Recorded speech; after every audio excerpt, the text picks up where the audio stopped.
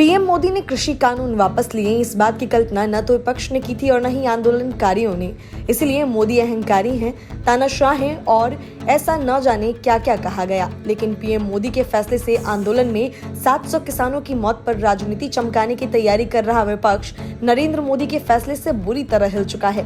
कल तक देश में तानाशाही की बात करने वाले किसान कानूनों की वापसी को लोकशाही की जीत बताने लगी, लेकिन हार गया स्वाभिमान और जीत गया किसान जैसे नारे भी गढ़े जाने लगे। ममता बनर्जी ने दिल्ली का टिकट कटा लिया, वरुण गांधी प्रियंका वाड्रा की बोली बोलने लगा, महबूबा मुफ्ती आर्टिकल 370 की वापसी के सपने देखने लगी, ओवैसी को सीएए की याद आ गई। वजह यह कि इस फैसले को पीएम मोदी की हार मानकर सियासत तेज की जा रही है।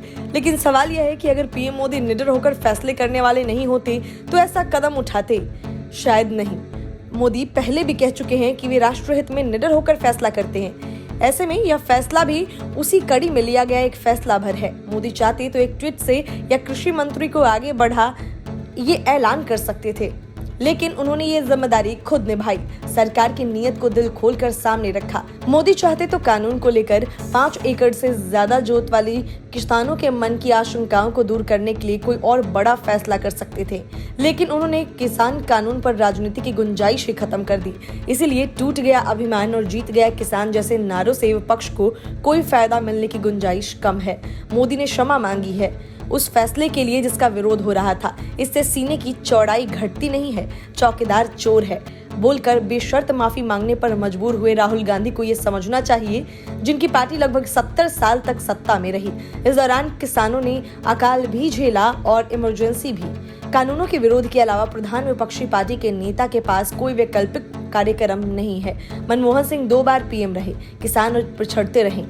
अटल बिहारी वाजपेयी ने किसान क्रेडिट कार्ड और एग्री मार्केटिंग में जो सुधार किया उसे आगे बढ़ाने का काम मोदी ही कर रहे हैं। किसान आंदोलन के सहारे नरेंद्र मोदी की छवि ऐसे बेरुखे नेता के तौर पर पेश की गई जो किसानों की नहीं सुनता।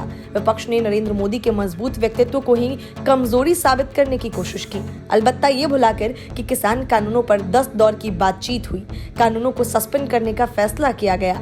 कानून वापसी के ऐलान के बाद ही ये रट सुनाई दे रही है।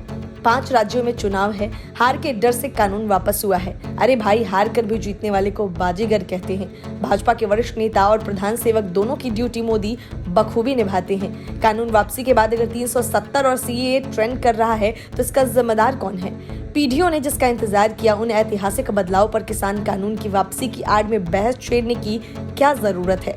महबूबा मुफ्ती और असदुद्दीन ओवैसी के एजेंडे को किसका समर्थन मिल रहा है?